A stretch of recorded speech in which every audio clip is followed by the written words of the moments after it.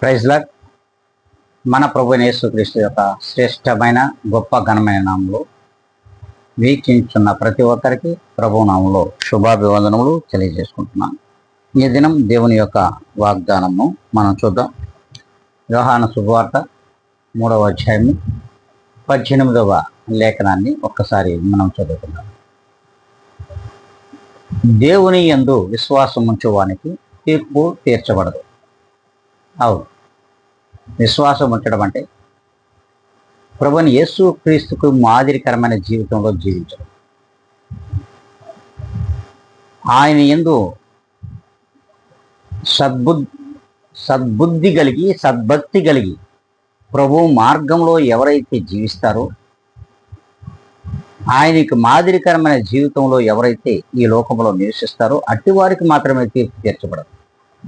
అలాగని ప్రభువునందు నేను విశ్వాసం ఉంచుతాను, లోకంలోని వ్యక్తుల యందు కూడా నేను విశ్వాసం ఉంచుతానంటే అది ఎన్నటికి జరగదు. అంటే నీకు లోక మర్యాద కావాలి, ప్రభు మర్యాద కావాలి.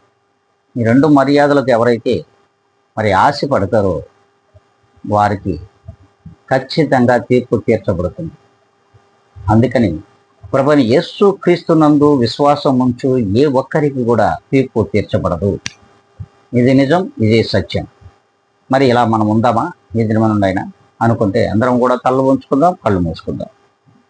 మహాపరిశుద్ధుడా, ప్రేమ కలిగిన మా తండ్రి, కృపా కనికరంలో కలిగిన యేసయ్య, నీకు వందనములు కృతజ్ఞతలు చెల్లించుకుంటున్నాం. ప్రభా, ఛానల్ వీక్షించున్న ప్రతి ఒక్కరిని ఒక్కసారి నీవు జ్ఞాపకం చేసుకుని వినగలిగిన అటువంటి చెవులను వారికి దయచేయమని, గ్రహించగలిగినటువంటి హృదయాన్ని వారికి పరిపూర్ణముగా దయచేయమని బ్రతిమలాడుకుంటూ జీవాధిపతి అయిన యేసుక్రీస్తు యొక్క శ్రేష్టమైన నామములో నన్ను నేను అతి మిక్కిలిగా తగ్గించుకుని అడిగి వేడుకొని ప్రార్థిస్తున్నాను మా తండ్రి.